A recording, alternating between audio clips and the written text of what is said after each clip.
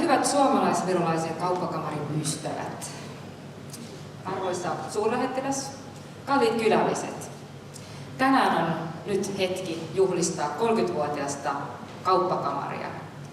Mulla on suuri röömi tervitellä teitä meidän kauppatuskojan puolta. 30 vuotta on pitkä aika ja mille tahansa yhdistykselle, mutta erityisesti sellaiselle, joka on toiminut Virossa. Kauppakamari on saanut alkunsa Viron uudelleen itsenäistymisen alkuvuosilta, jolloin toimintaympäristö oli hyvin paljon erilainen kuin se on tänään. Silloin ehkä semmoisia polttavia kysymyksiä oli erilaiset yritysoikeudelliset muutokset ja rikollisuuteen ja turvallisuuteen liittyvät asiat ja kehityssuunnat. Silloin tuosta löyhästä valikoituen suomalaisten liikemiesten yhdistyksestä on kasvanut vuosien mittaan Viron suurin kansainvälinen kauppakamari, mistä olemme kaikki hyvin ylpeitä. On ollut todellisen huvittava olla kaasaelämässä Eesti Areella. Minun ensimmäinen kokkupuute Eesti äritekevuselkaan oli aastalla 1996. Tuolla ajalla oli tyypillinen, että suomalaiset äritekeväiset Eestis olikas Suome firma yttärettävätte kohdallikut juht, voi siis Suomen ärimies, kes oli lahkunut Suomesta, uut Turkuun valuttamaan oma väikse, voi natukisen suuremman ettevättekaan. Voi tiiki Suomessa nimeltä körvettätut saanut ärimies, kes oli Eestissä tullut uudesti onneen roolimaan. Tänään voi alkaa sukukin kummallinen, että Eesti ettevätte värpää ennalle työttäjät Suomesta. Kauppakamari, tuolloin vielä eestiläis-suomalainen liikemiesyhdistys, eli ESTY, toimi oivallisena kotipesänä meille vieraaseen toimintaympäristöön tulleille suomalaisille. Toden totta, tutuiksi tuli tuolloin jo monet tänään täällä olevat ihmiset, niin kuin koko kauppakamarin isä Pusse. Kaidestikieli oli vöyräs ja kierullinen. Oli väga tore, että koos teiste suomalaistekaan oli mun voimallus maailmaa parantaa mukavat oma emäkielessä. Tänään on toisesti normaalinen, että isekin suomalaiset rääkkivät omalla vähän eestikielessä, niin vähemmät juhtuu tihti meidän kaupallispojassa. Alkuaikoina yhdistyksellä oli vähän jäseniä ja sen mukaisesti myöskin rahavarat olivat aika pienet. Lähtemättömästi on mulle jäänyt mieleen pikkujoulut, jotka järjestettiin todella niukalla budjetilla Hanna Mursulan kanssa, joka ei ole tänään ilmeisesti täällä. Mutta minä muistan sen pikkujoulun, jossa ruoka oli kylmää, sitä oli liian vähän ja josko juomaakaan oli riittävästi, mutta ainakin se oli lämmintä. Että on kyllä ajat muuttunut siitä. Eesti ärikeskusta on arennanut väga kiireesti 30 aastat juoksuun. 30 aastat takaisin IT-lahendukset oli Eesti-ettevõtetes kaasaikaiset. Siinä hakattiin niiltä nullista pihtaa. Teisitti kuin Suomessa, kus need oli tihtipäälle arentatut vanhata lahendusten päälle. Selle tõttu on IT-lahendukset Eestis ikka veel monikord paljon etevämmät kuin suomalaiset. Virolaiset ovat innovatiivisia ja yritteliäitä. Vauhti on huomattavasti meitä suomalaisia reippaampaa.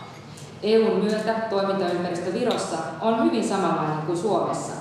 Joskin minun mielestä Viro suhtautuu myönteisemmin yritystoimintaan kuin pohjoinen naapurinsa. Toimintaympäristö on myöskin tasa-arvoistunut.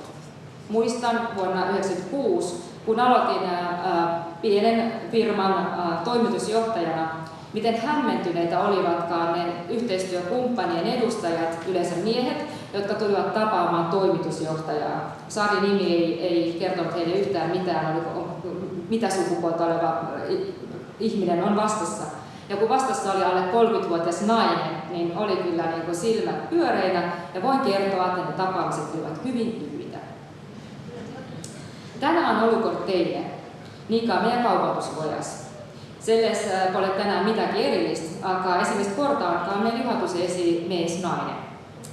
Meidän kaupatusvojalle valittiin veebruarikuussa uusi juhattus, kus on ensimmäistä kortaa rohkeammin eestlasiin 6 kuin suomalaisiin 5. Tänään on Suome ja Eesti äririnkontateissa huvit ja väljakutseet väkäkin sarnaiset. Tänään polttavia teemoja liiketoimintaympäristössä on työvoimakysymykset, tilajavastuukysymykset sekä harmaa talous. Osa näistä käsiteltiinkin tämänpäiväisessä seminaarissa. Erityisesti näihin teemoihin pyrkii myöskin meidän kauppakamari tänä vuonna paneutumaan. Tööjõupuudus Eestis on tänään jopa investeeringutelle takistuseks ja majanduskasvun pituriksi. Puutu on niin spesialisteja kuin ka tavatöötajat. Eesti tuleks jatkuva majanduskasvun takaamiseksi hakata selle problemikaa väga kiiresti ning tosiselt ja innovatiivselt tekelemään. Me kauppakamarissa jatkamme meidän tärkeää verkostoitumistoimintaa ja meidän lähes 200 jäsenyrityksen verkostosta löytyy niin yhteistyökumppaneita kuin myös asiakkaita. Erilaisissa tilaisuuksissa, vaikka tämän iltaisessa, voi löytyä joku yritys, joku ihminen, joku henkilö, jonka kanssa löytyy ihan uusi toiminta-ajatus ja liikeidea. Ettevõtluses on ylimmät olulliset verkostit, väga vähe saa yksi ettevõtte yksilö tehty. On kiinnostavaa nähdä, millaisessa toimintaympäristössä toimimme, kuin kauppakamarimme täyttää 40 vuotta. Millinen on meidän ärikeskunt, kuin peksaa 40 aastat vanhaksi? Onko jo luotu elinvoimainen talousalue nimeltä Talsinki? Onko tämä geopoliittinen paine sitonut meidät 2 naapurimaata Suomenlahden rannoilla entistä tiiviimmin yhteen? Kas tänään se olukorran seot meitä veelkin tukevammalta kokkuun? Onko virolainen innovatiivisuus ja suomalainen systemaattisuus demokraattisessa ja vapaassa toimintaympäristössä luoneet tälle talousalueelle kilpailuedut, mikä houkuttaa uusia yrityksiä kauempaakin rantautumaan juuri tänne ja vahvistaa meidän kilpailuasemaa ja vetovoimaa. Kas yhdessä koos olemme veelkin tukevammat. Loppujen lopuksi onhan suomalaisissa ja virolaisissa paljon enemmän samankaltaisuutta kuin erilaisuutta. Me olemme väkäsarnaiset sukulaiset. Kiitos, että olette tulleet tänään juhlistamaan kanssamme. Aitäh, että tulitte tänään koos meidän tähistämään. Aitäh.